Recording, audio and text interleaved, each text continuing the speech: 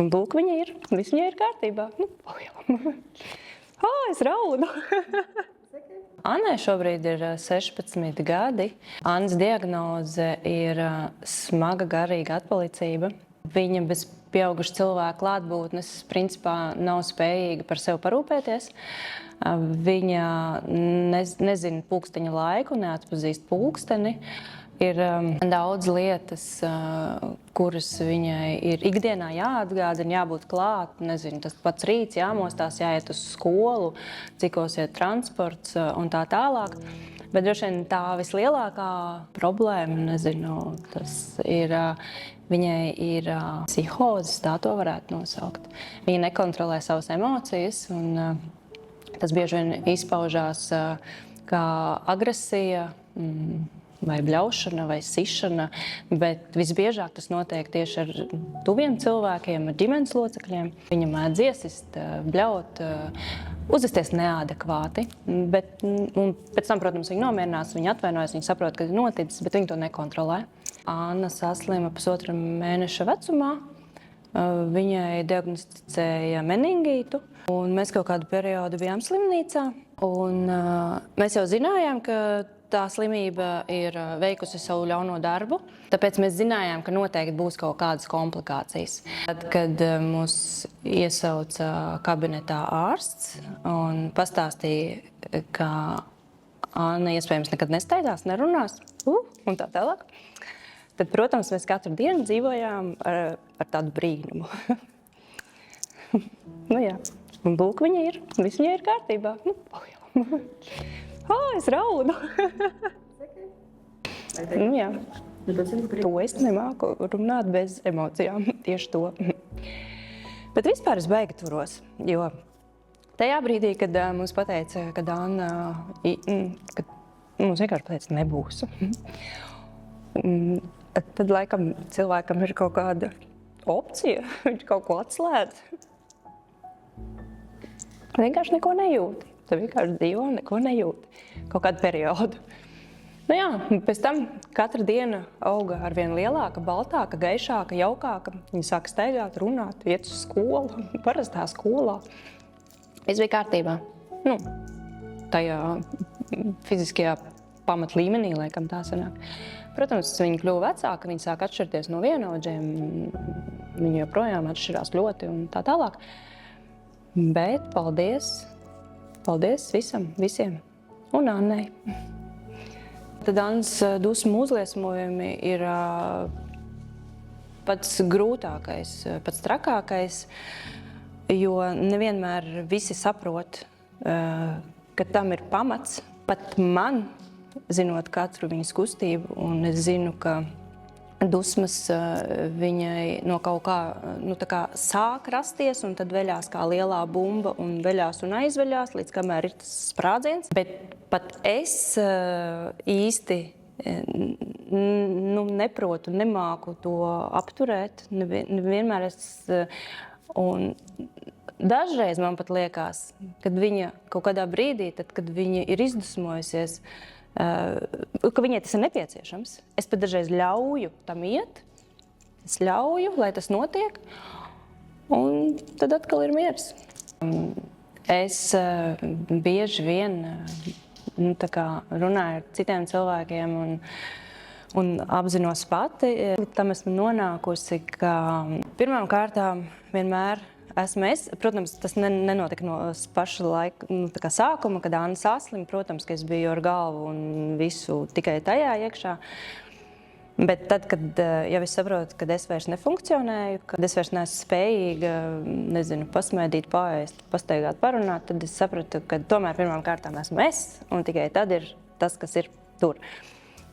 Es Annu bezgalīgi mīlu, bet es tomēr sevi stādu pirmajā vietā. Man ir sevišķi vecāka gada gājuma ģimenes locekļi ļoti pārmetuši un teikuši, ka es daru nepareizi un tā, bet jā, es tādā ziņā esmu egoiste.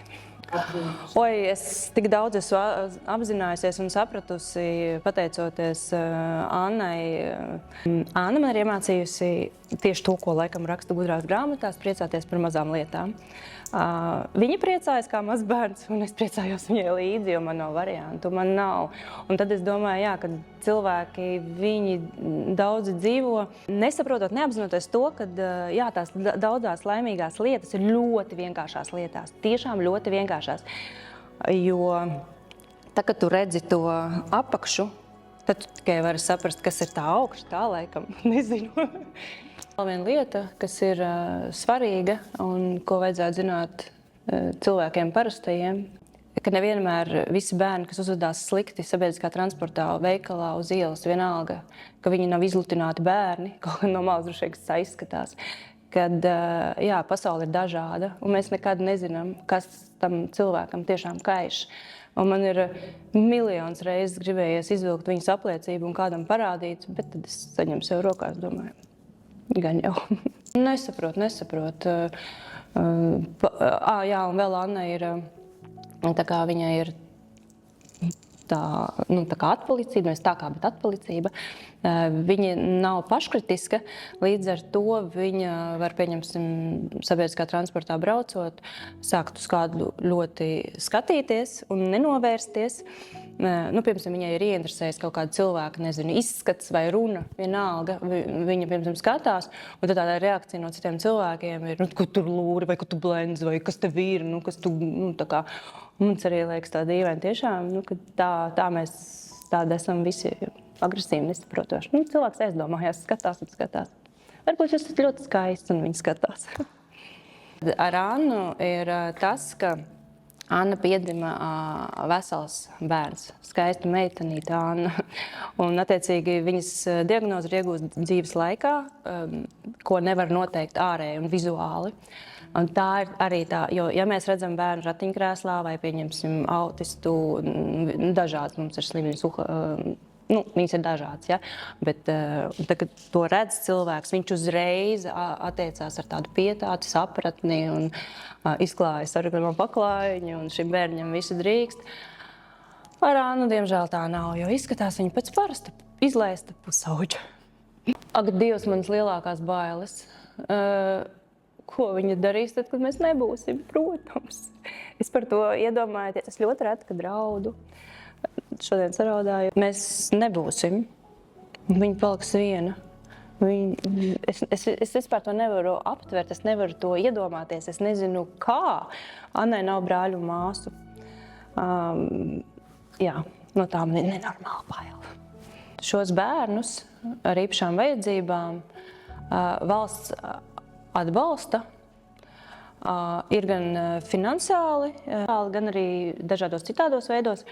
Caur sociālo dienestu ir gan dienas aprūpes centri, visādas nometnes, no kurām mēs esam bijuši arī nometnē, ko sniedz mājas aprūpe. Ir kaut kāds atbalsts, kas ir diezgan ievērojams. Manā skatījumā tas ir ievērojams atbalsts finansiāls. Varone, nē, es sevi noteikti neuzskatu par varoni. Noteikti nē. Nē, es sevi neuzskatu par varoni. Es to pasauli uztveru ļoti vienkārši. Tas tā ir un viss. Man nav jautājumu. Kam man jautāt, ja es nedabūšu atbildi? Man nav kam pajautāt. Man nav. Es, pateicoties Annai, dzīvē esmu sapratusi un dzīvoju varbūt savādāku dzīvi, nekā es dzīvotu, ja man nebūtu Anna. Un es droši vien esmu pateicīga pat kaut kādā ziņā. Tas ir stulbi teikts, bet man liekas, ka mana pasaule ir tikai tāda šobrīd, pateicoties viņai. Un, ja tā mēs ņemam, es varētu sevi nosaukt par laimīgu cilvēku, un es domāju, ka Anna arī laimīga. Es gribu pateikt, ka tieši to, ka arī dzīvojot ar šādu bērnu, nav viss tikai melnos un pelēkos toņos. Tiešām mums ir ļoti daudz baltu dienu. Nopietni.